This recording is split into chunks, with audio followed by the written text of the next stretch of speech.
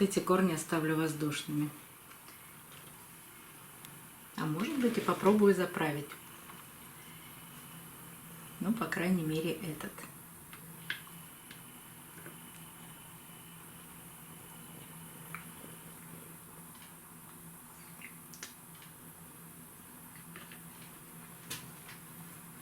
Вот видите, все получилось. Все корни поместились в горшок.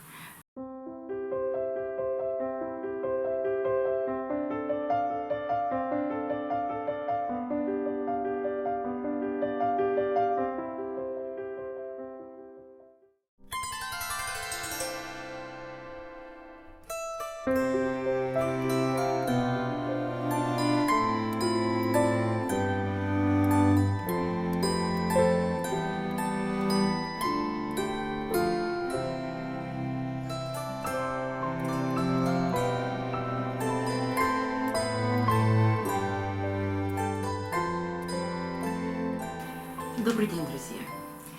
Сегодня расскажу вам о небольшой орхидее и сделаю ее пересадку. Эту орхидею я показывала первый раз вам в прошлом году. Она цвела. Название мы ее с вами не определили. Был всего один цветок. Но это не простая орхидея. Эта орхидея выросла на материнском растении, которая по каким-то причинам погибла. И сегодня я хочу разъединить эти две орхидеи, то есть там остался старый сухой пенек, его видно под корнями.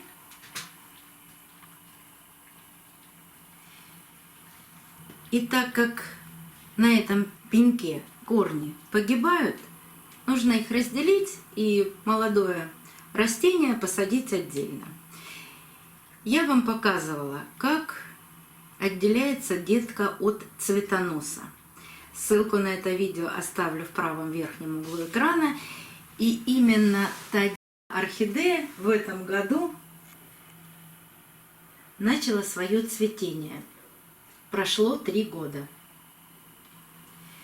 Еще есть видео на канале, где пристволовые детки отделяем от материнского растения, делаем посадку. Ну, тоже, наверное, придется подождать 3 года для того, чтобы они зацвели. Растут, но очень медленно. Сегодня я хочу показать, как можно отделить уже достаточно взрослое растение и удалить этот пенек.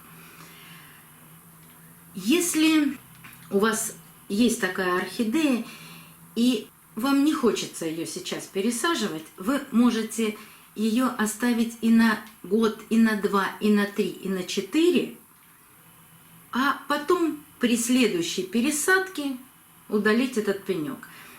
Но вопросы такие возникают, и поэтому эту орхидею я хочу вам показать, как пересадить.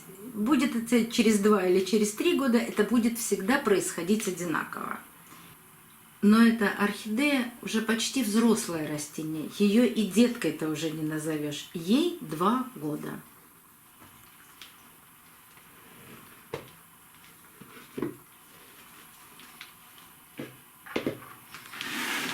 Давайте извлечем ее из горшка.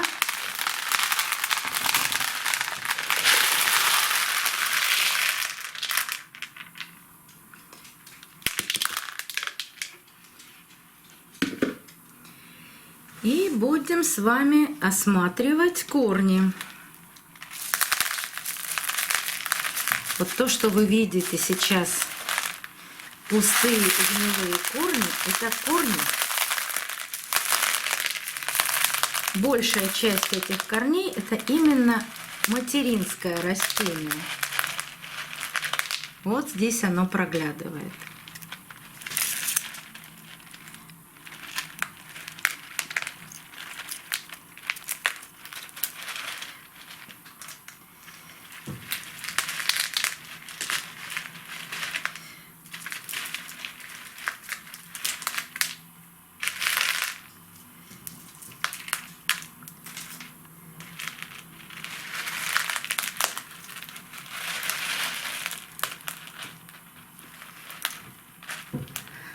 Что нам нужно прежде всего понять? Нам нужно понять, где соединяется новая орхидея с старой. Иногда бывает это сделать сложно, потому что молодая орхидея нарастила уже столько новых корней, что сложно разобраться, где же эти старые корни.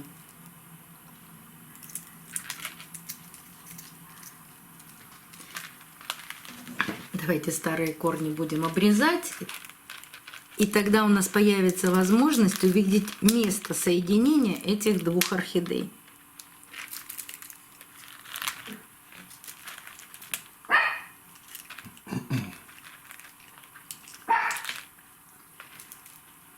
Ричи.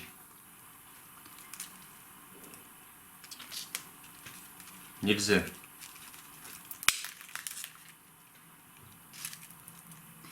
Сейчас я отрезаю только сухие корни. Но сухие корни как раз находятся на этом пеньке.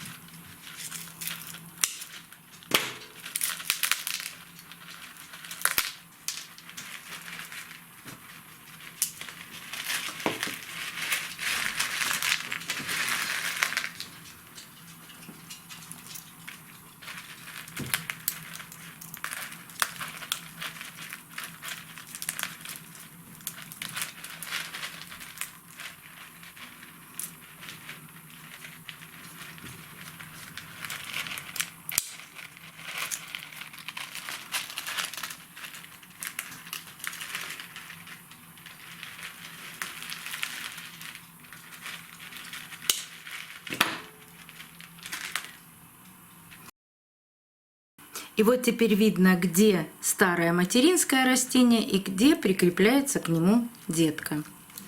Наверное, видно вот с этой стороны лучше.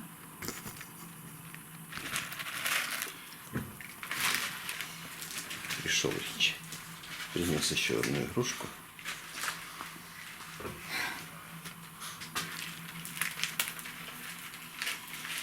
Пенек шатается, но все равно мы его будем отрезать.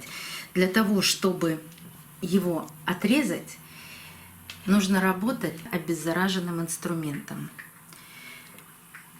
Протереть спиртосодержащим раствором. У меня это чистый спирт.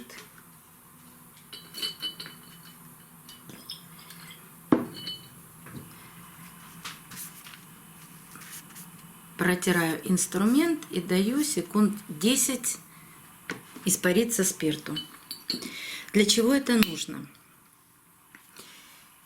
Ну, во-первых, вирусные заболевания могут передаваться соком растений. И если вы до этого обрезали какие-то части у другого растения и не обработали свои инструменты, то мы никогда не знаем, есть ли вирусное заболевание на орхидее, нет его, оно может очень долго скрываться, но соком растений оно передается другому здоровому растению. Поэтому обработка инструментов обязательна.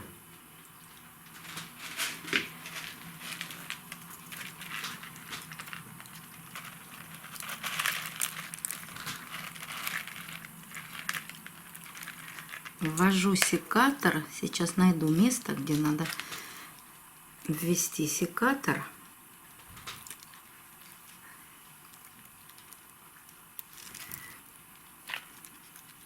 Вот место соединения.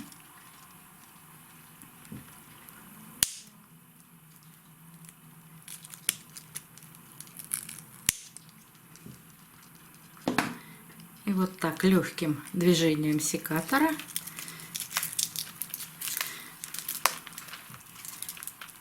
убираю старый пенек.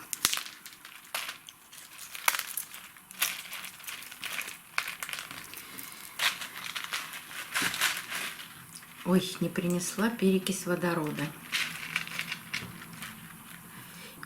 Если есть живая ткань в месте соединения растений, можно засыпать корицей, толченым углем или же обработать перекисью водорода. Сейчас я это сделаю. А вот какие корни остались на пеньке. Посадить этот пенек, чтобы он дал еще одну орхидею. Нет, ничего из этого не получится. Поэтому такой пенек я утилизирую.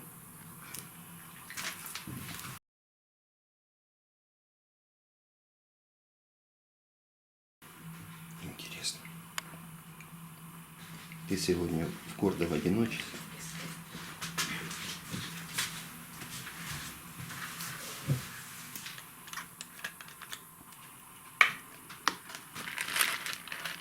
Одну маленькую капельку.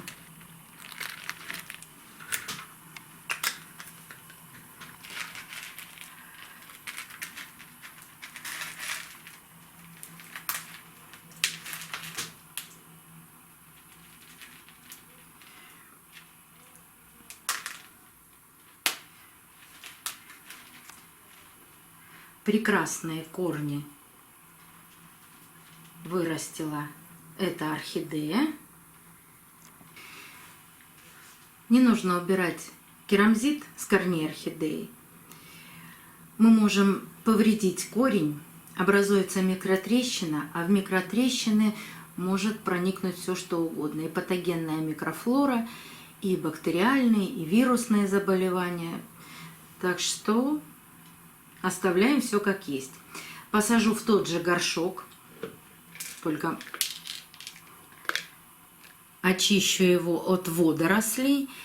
Обязательно обработаю его горячей водой, прямо кипятком. И после этого сделаем посадку. Сейчас можно орхидею на полчаса погрузить в теплую воду. Корни растут вверх, корни растут прямо. Для того, чтобы их направить в горшок, вот эти корни, нужно, чтобы они напитались водой. Тогда они не будут такими ломкими, как сейчас. Сейчас малейшее движение, и корень может хрустнуть. Но не сам корень, а именно филамен. И вот эта губчатая структура паренхима. А вот эти корни очень бы хотелось поместить в горшок, поэтому сейчас я на полчаса поставлю орхидею в воду.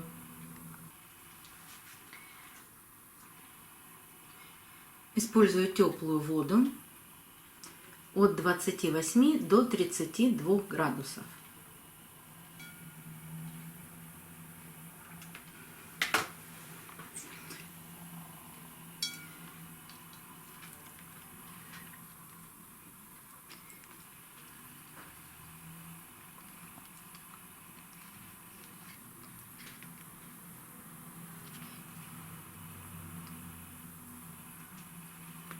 Помещаю в воду именно те корни, которые мне надо погрузить в грунт. Но с этим вряд ли что-то получится, а вот эти вполне возможно.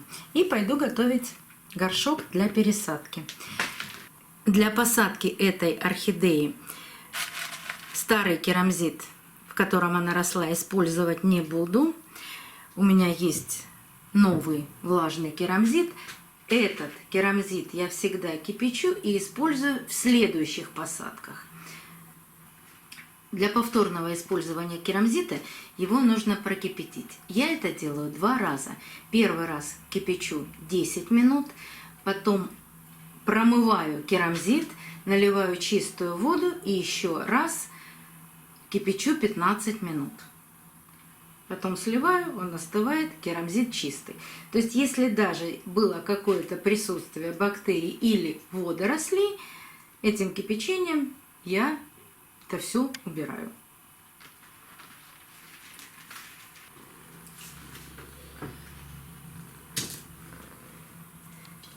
Прошло полчаса.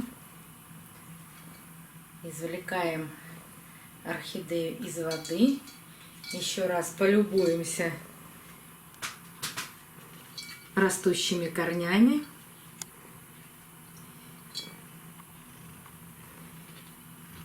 И приступаем к посадке орхидеи.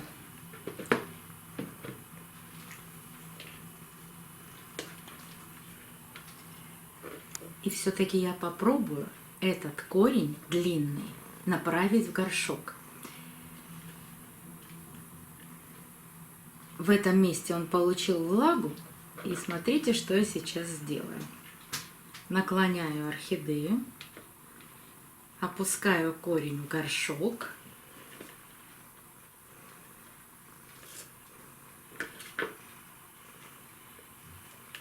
И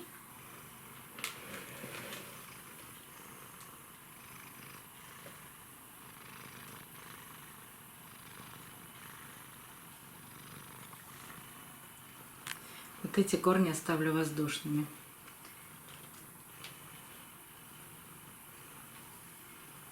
А может быть, и попробую заправить.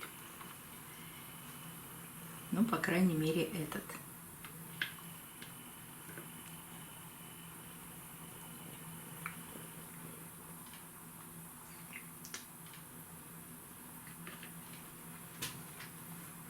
Вот видите, все получилось.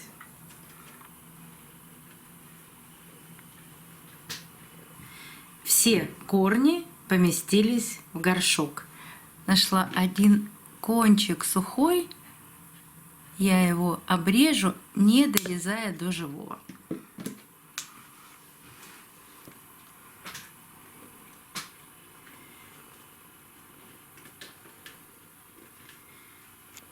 Все очень просто.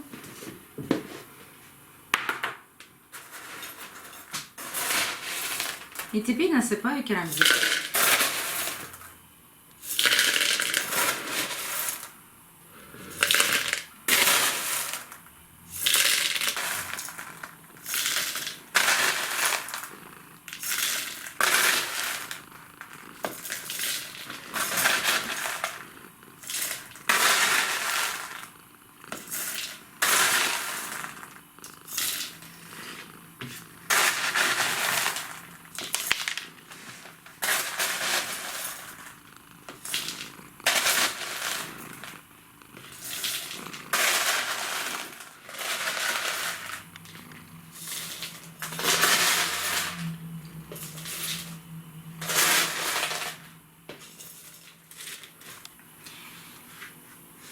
Если вы заметили, то в прошлой посадке было использовано небольшое количество циафлоры. То есть орхидея привыкла к этому.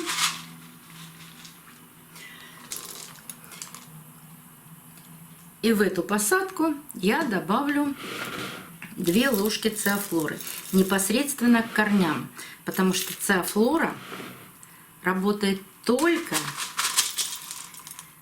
в контакте с корнями. И тогда она отдает орхидее питательные вещества.